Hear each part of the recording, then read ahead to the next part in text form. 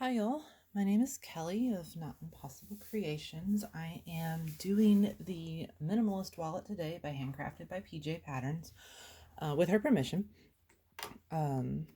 Figured I would do a couple of her patterns since I know some people don't like trying new patterns without a video. I used to be one of them for a really long time, so I totally get it, especially if you're new. Sorry, I know you're just looking at my sewing machine right now, but I don't really have the best setup to go back and forth between you looking at me and you looking at my machine. So I just have you set up here so you don't have to get jostled around. And I do apologize if my toddler comes in because it's just me and him at home right now. But he's got his snack, so he should be good. So you cut out your pattern first. I will not be giving any measurements, but I will link the pattern in the description below so you can purchase your pattern. So basically you're going to have your two outside pieces, and I've already put my label on it. You don't have to put a label, it's just my preference. And then you have, these pieces all have letters, but I don't remember them honestly, so I don't have the pattern out because I do it from memory now. But a little notch on one, then two of these notched ones on both sides, and then your plain square one. Sorry for the poor lighting. My machine's very bright, so anything in front of it's kind of not the best. So the first step is to top stitch, but I'm going to go over, I'm working with cork, but this can also be made with vinyl, leather, or anything that could be left raw edge. I'm using a Teflon foot. You could also use a walking foot. Especially recommend this if you are using vinyl. And I use a Microtex needle. And then just thread you get at Joann's. I have my bobbin thread is black right now because the back of the cork is black, and while I'm top stitching I want it all to be the same color. So if you have a directional cork or vinyl or whatever, you're going to want to stitch one of them, the one that you want on the back where the card slots are not, and you're going to want to stitch that, top stitch that upside down. So when you put it together, it will be right side up, like so. Trust me, just trust me. You want to stitch it upside down on the right side. So all the top stitching, use top stitch everything except for this little 1 notch long piece. Top stitch everything at 1/8 of an inch seam allowance. I know it's kind of, I'll raise you up a little just so you can see what I'm doing and not like hopefully be looking at my head, the back of my head or anything.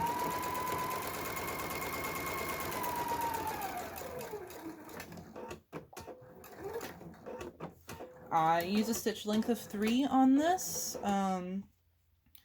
That's solely my preference on a pattern this small. If it's a bigger cork piece, sometimes I'll use 3.5. But 3 works fine for this since it's so tiny.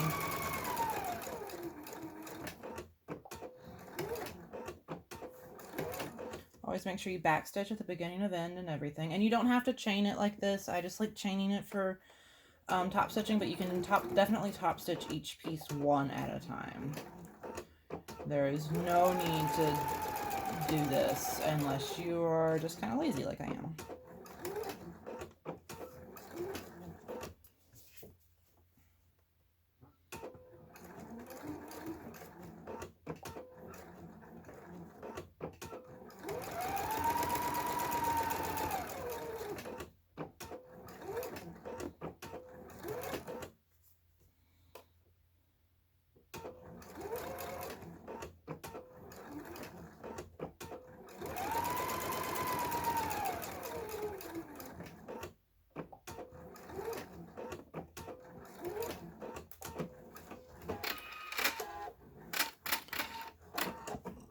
So I'm just gonna cut these all so they're not connected anymore.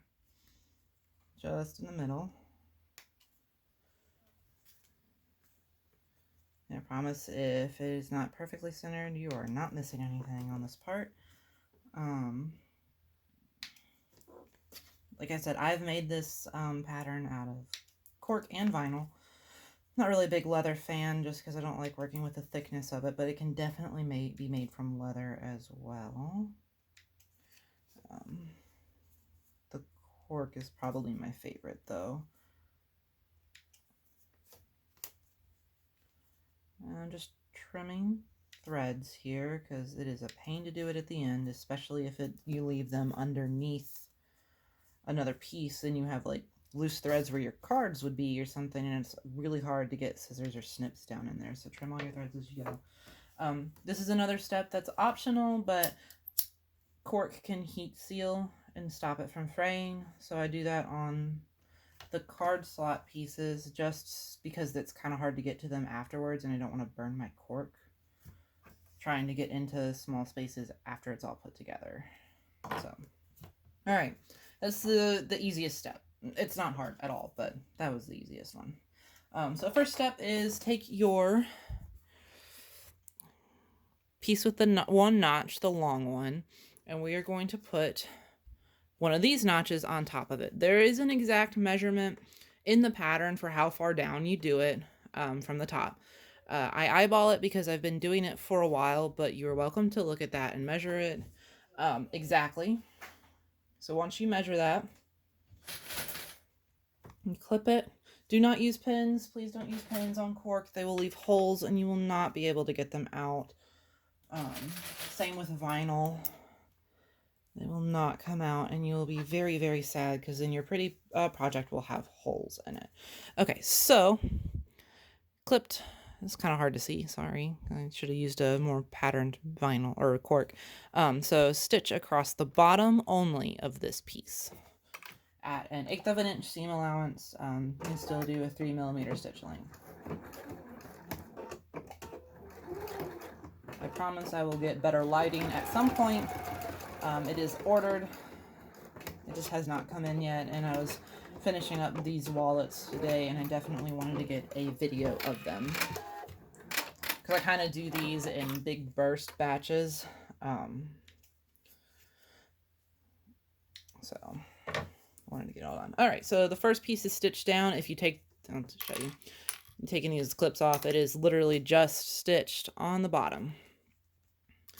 So I kind of like leaving the clips there just to kind of hold it in place because it can shift on you and you don't want that. So next piece, just measured down again from this top edge and the measurement in the pattern.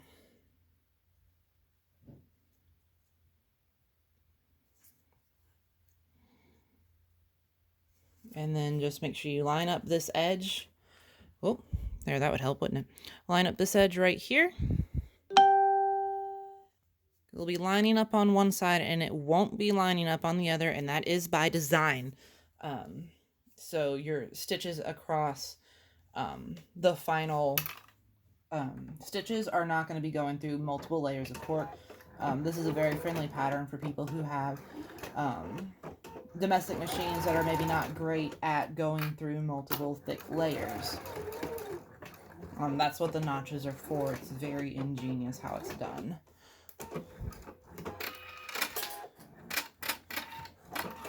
Promise it's totally worth it to cut out these notches. I know it can be a little bit of a pain because you're getting in really deep or really narrow there. So that's the second one. It is the same as the first. Final piece is this square piece that has no notches on it. Measurement same down as the other ones. And if your piece, make sure you line up the sides as well as you can. It is going to overhang on one side. That's by design. It's going to line up on this side for you and cover up that space where the notches were not showing, we're not covering. So this is what it'll look like at the end. We're going to top stitch along. This is right side up. We're going to top stitch along this right edge an 1/8 of an inch seam allowance. I know it's kind of hard to see. Oh, there we go. I do have some overhang down here at the bottom. That is okay. It does not have to be perfect. That's the beauty of working with raw edge stuff, is I'm just going to trim this when I'm done. But don't trim it until you stitch it because sometimes it can shift or it's not quite right. So trim when you're done. So 1/8 of an inch seam allowance, 3mm stitch length. Right down this edge, And that's it.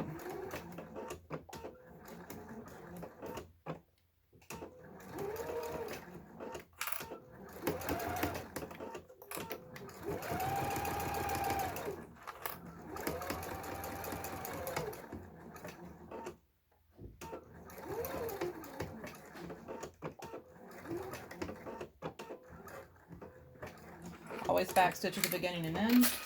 Or if you don't want to backstitch at the beginning and end because you don't like the look of it, you can pull your threads through to the back and knot them. Just make sure you do finish your edges in some way so they don't get unthreaded. Confused. All right, so there is the edge top stitched. I'm going to trim this part down with my scissors real quick. You don't have to do that right now. It's just a step I like doing. You can always wait till the end to stitch everything. And then, so this is going to be the edge. Let me show you a finished one. That's this right here. And it's kind of hard to get in here with a lighter to heat seal. So I'm going to go on and do that now. And make sure if you have any edges that are maybe overhanging one way or the other, go on and trim this so it's nice and flush. You get a new lighter. I'm almost out of lighter fluid on this one. All right, so now I need to switch my bobbin out of black because we're about to do our final top stitching all the way around. Do not, if you're using a bobbin that matches the back of your cork, this is the time to change your bobbin to match the exterior because we're about to go all the way around it. And you'll be very sad if one side is like black and the other is like this nice matching blue color. So basically, we'll take the exterior, which is going to be the back, and flip it. We're basically creating our sandwich, and then our interior. Put them on top of each other. Line up your top stitching on the side that you did at the beginning, and go on and clip this down.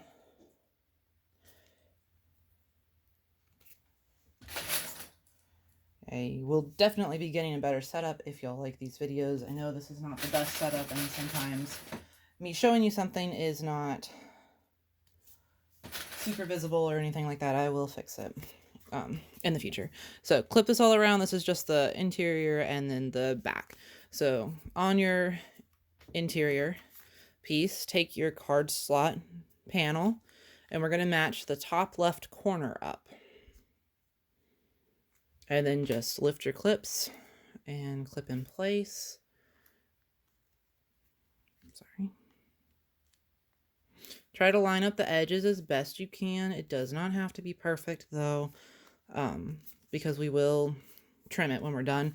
As you can see, I do have overhang on the bottom, but that's expected because I had overhang in this original one. So now what we're going to do is you're going to make sure it lies flat, make sure it's not bunched up anywhere. We are going to start here and top stitch 1/8 of an inch down, over, and up. Back stitch at the beginning and end. Do not top stitch over this top edge because that is another pocket. If you do have some overhang, make sure that your 1/8 of an inch is going to catch the actual part that you're not trimming off. But if you follow the measurements a little better than I do, instead of eyeballing it, you won't have as much overhang as I do, but a little bit of laziness. I still stay at the 3mm stitch length throughout this whole project. If you get to an edge and you turn it and realize that you're too far in, but another stitch is going to put you too far to the edge, change your stitch length, not a big deal. You do that all the time with these.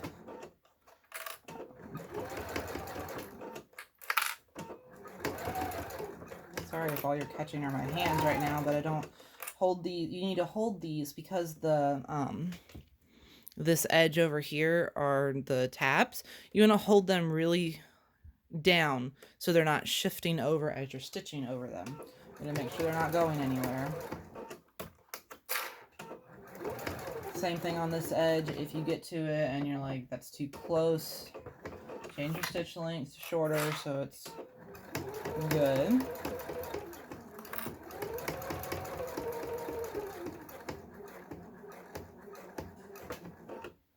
back stitch at the end. Once again, make sure you don't stitch that last one closed. And then trim your threads, which I know, I'm sorry you aren't in the video to see me trim the threads, but I trust that you can trim threads without watching me. Y'all got this. So the final step is checking around. I'm going to trim this overhang off.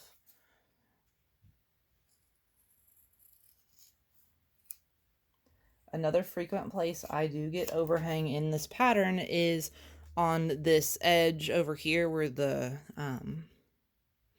tabs were, and that's normal too. No one is perfect. Your wallet does not have to look perfect. The benefit of this is that you just trim it off and then it looks perfect.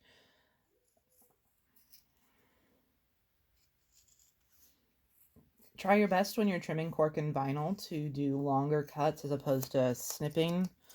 Kind of gives it a more finished, smooth cut as opposed to it being, you can see obvious scissor marks. So the final step, I guess I lied. I guess the final step of this is, if you would like, you can bevel your corners. Not a requirement at all, but that's basically just going in. Don't clip your stitches, by the way, when you do this, and just cutting the corners. And then I am going to heat seal all the way around. Tell that my poor little lighter is on its final hours here. And then, well, that's it. The final thing I do, which I will not force y'all to watch, this is the finished wallet. It's got 1, 2, 3 card slots, a slot for cash or receipts or ID, and another one. So that's the back. I like my little label there, but you certainly don't have to put one there. I finished this with Aleene's Fabric Fusion, and it dries clear, which is important, and it's just glue. And I put that all around the raw edges so it does not fray with use. And that's it. So thanks for joining me on the quick video on the Minimalist wallet. If you would like to see more pattern tutorials like this, let me know in the comments. I will link the pattern for this in the description. Any questions, feel free to ask them. I'll try to watch for them. So yeah, really cute wallet. I make them, they work for men's gifts too. This is just kind of hard to tell. Plain black. Works really nice for men who like a really compact wallet in their back pocket. So anyway, thanks for watching.